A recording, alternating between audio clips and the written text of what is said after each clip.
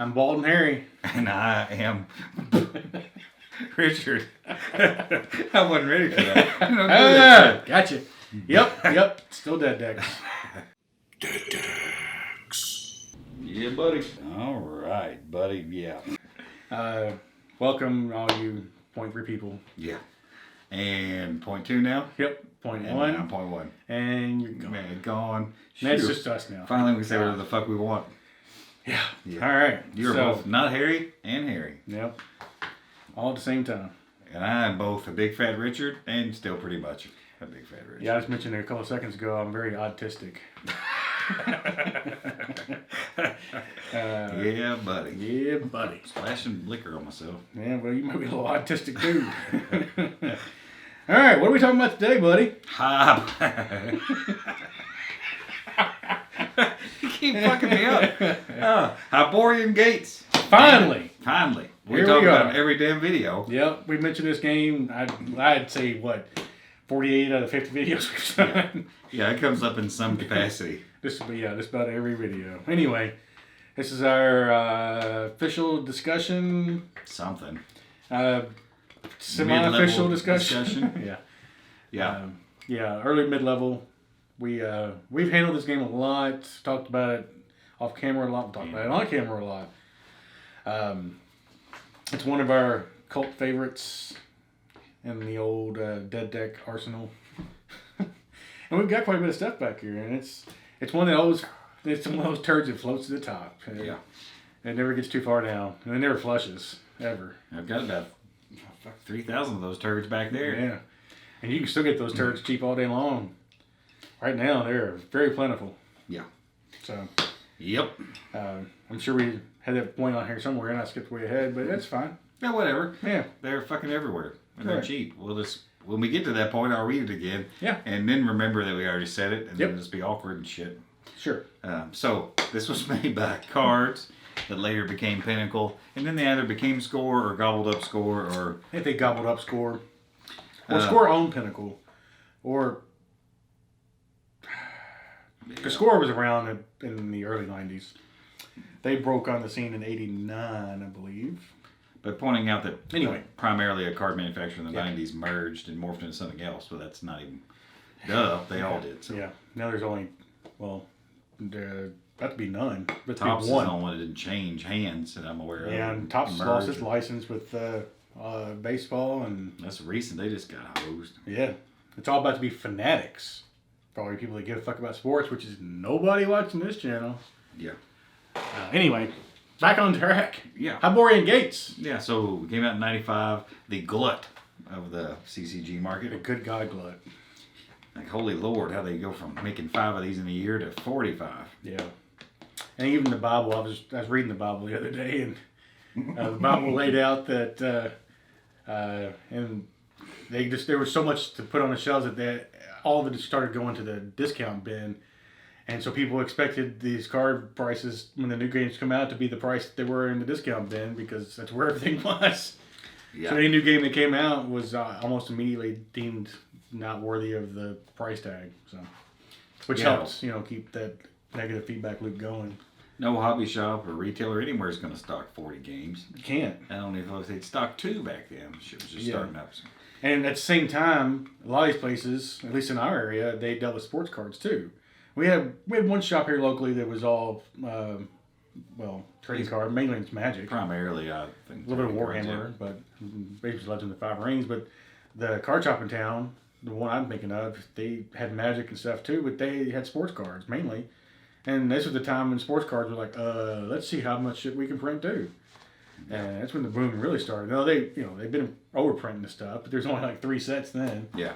This is about the time there was 50 every year. Yeah. Like, fuck, we haven't found the bottom of this thing yet. Let's keep looking for it.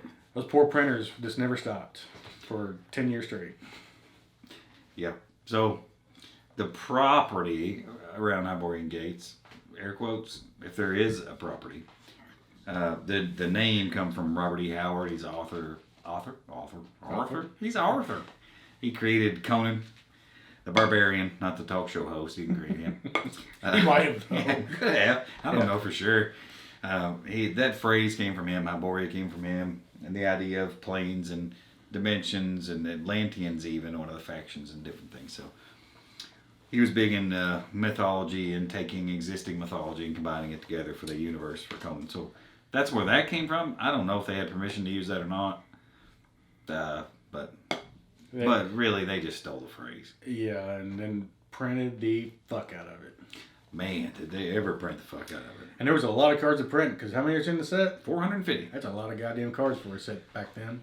Oh, and yeah, some of it is just pure fluff and ridiculous. Yeah. The gates that have no special abilities and some stupid-ass horrible graphics and a different name. Yeah. And they don't do anything different at all. Yeah. They're literally just filler for the set.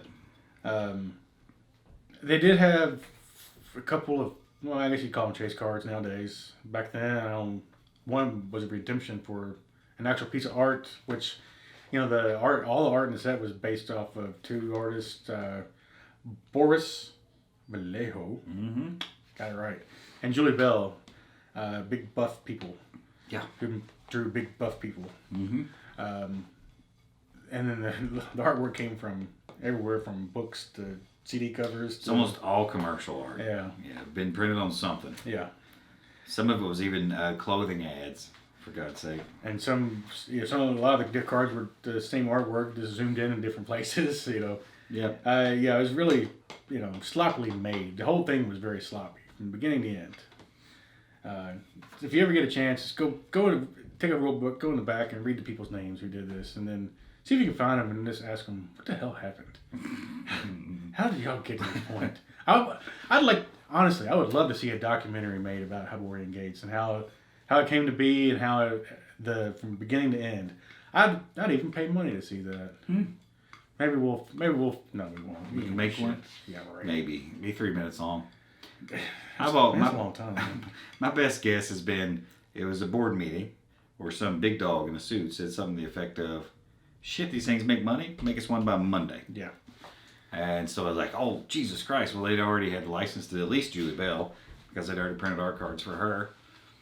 And then they stole some damn poor Robert E. Howard's shit, threw the names on there. And had made some half-assed mechanics, and there we went. We got a game. And had two guys that were sitting around naming cards all weekend. One of them took it pretty seriously, did a pretty good job, and the other one was stoned eating dominoes. And he maybe even had his eyes closed. He's my favorite, though. Yeah, if you're here to talk about the Hyborian naming convention, it's where it comes from, because so many of the cards are just on the nose of exactly what they are. There's no ingenuity to it at all. It's just whatever the card looks like is what it is. Yeah. Horseman, horsewoman. Friendly beast. Just a dragon. Just a man. Literally those are two actual card names. I think those were in our Hall of Shame, fame, whatever you want to call it. Yeah, I'm not sure which. Yeah, they're shamefully fameful. Fameful? I'm going to go I like it. We'll stick with it. I'll allow it. I did try to get, at one point here, to talk about chase cards, and I rambled on to something else, but we'll get back to chase cards now. There was one, the most sought after, I guess, or the rarest at least. It was the Ancient Gate, which was a redemption card you could redeem for I think they had one of each, didn't they? A printing or a painting? Was it the full painting or was it just a print? I think it was a print. Exclusive print is what the phrasing they used was. Artwork from Julie Bell or Boris Vallejo. And it was seeded 1 in 1,000 packs. And that roughly translates to 1 out of every 3 cases. Booster packs. You couldn't get it in starter decks. And then there was another one called Angel Storm. There was 1 out of 375 packs, roughly once a case. And winning. And was that same insertion rate? Same insertion rate. Those two were both 1 in 375. Yeah. And that again is only boosters. Only in boosters. Yeah. I think. We could be lying. This game even screwed that up. Yeah. Well, we can never lie about this game because this game is such a fucking hot mess that whatever we say is probably right anyway. And it might as well be. Yeah. But yeah, those cards are, they're really rare. Whether they're worth anything, even today, who knows, Richard got lucky and found one on eBay, Ancient Gate. It was just laid out in an open pack. Somebody put an open pack up for sale and it was in the middle of it. They didn't know what the hell they had. Richard knew as soon as he saw it, got it for what?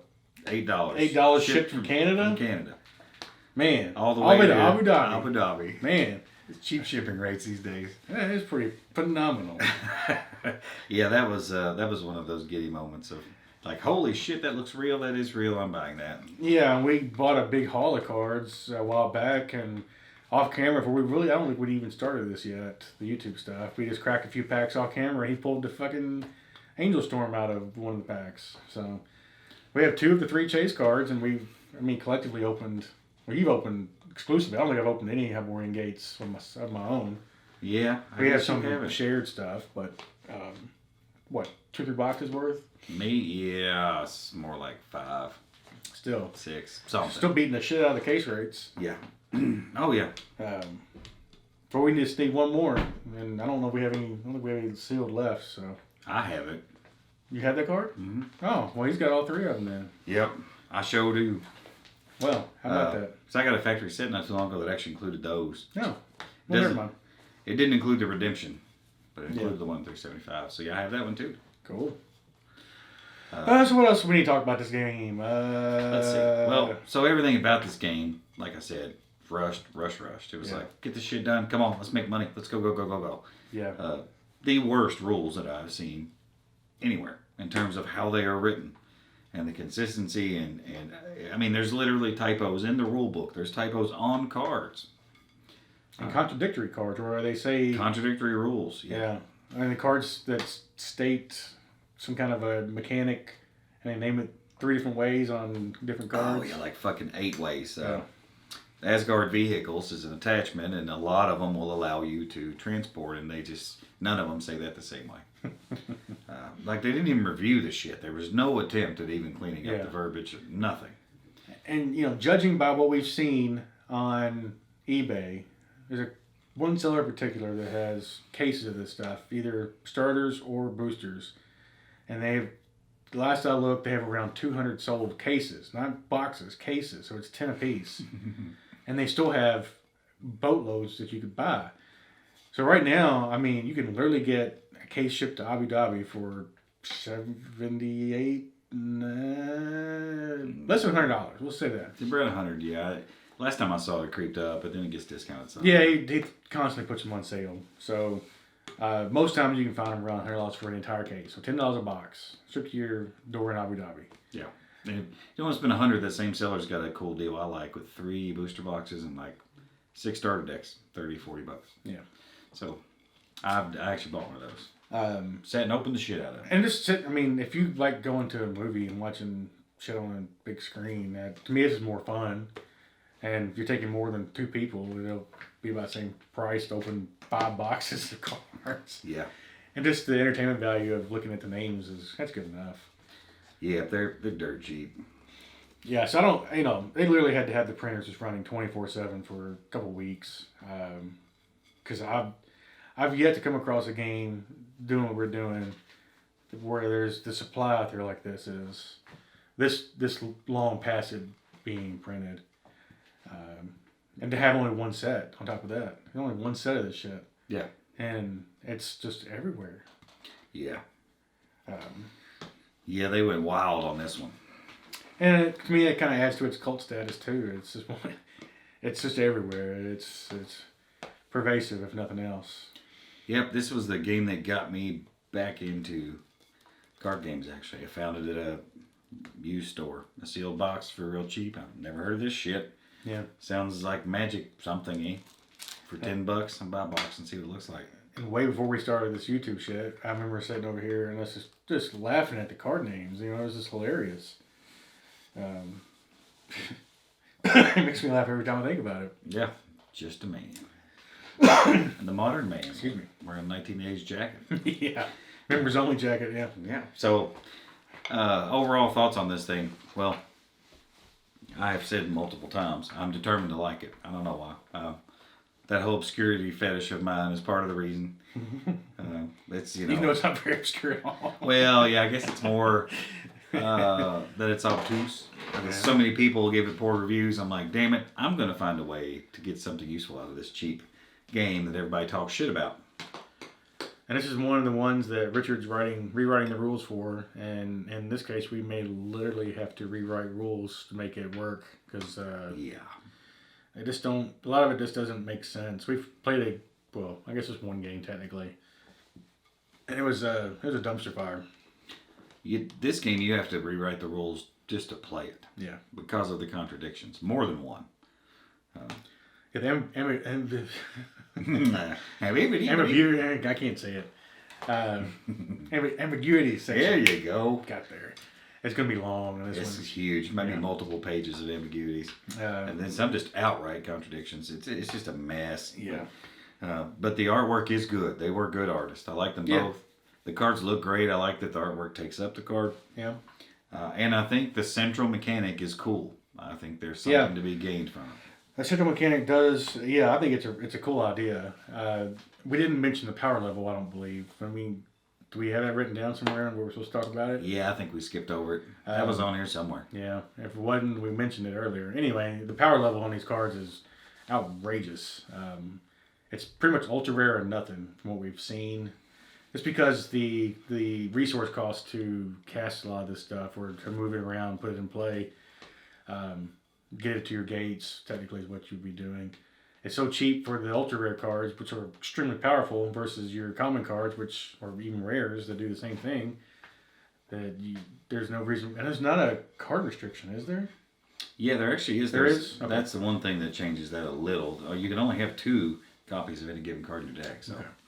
But your pool is so massive of cards you use that I think it would narrow deck building down to just a couple different ways to do it, primarily. I mean, I'm sure there's tons of ways, and I'm sure there's ways we haven't thought of yet. And yeah, large majority of commons, uncommons are unplayable. There's just no reason to play them. Yeah. Unless you just don't have the card supply. You don't have enough ultra rares. That'd be the only reason. Yeah. And if you're just taking a starter deck and trying to play, that's probably not going to work either. Just go ahead and get you that 5-6 box deal and build you a deck. It'll be worth it. Yawning in the middle of our video. Yeah, we are that boring. How many minutes are we? Shit, 17? Yeah, we're cranking. Jesus. Ain't nobody watching now, so. One last thing it reminded me of. Your starters are unplayable virtually. Yeah. I actually counted them out and looked and saw to confirm what I suspected. Some of them have cards that are unplayable in them. Yeah. Because they don't have the required creature type that the attachment can go to. So they are purely random. And when you have this many factions and this many cards that can only be played on certain factions, that's dangerous to do a purely random distribution in your starters. Yeah. So they're junk. They are junk. Yeah, if you're just buying them because they're cheap and you're going to build some decks out of them, that's fine. I just wouldn't recommend trying to buy a starter deck and take it out of the box and play with it. Yeah. You can do it. It just won't be very fun. Anyway.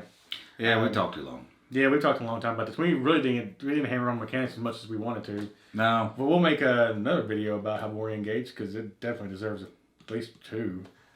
Once we get the rules finished up and ready to go, we'll do a deeper dive on it. Yeah, we'll talk for 47 minutes in that one. Shit. Screw all y'all. I don't care if you're going to watch or not. Yep. All right. Well, how the hell do we do? We did about as good as Hyborian Gates did. Yeah, buddy.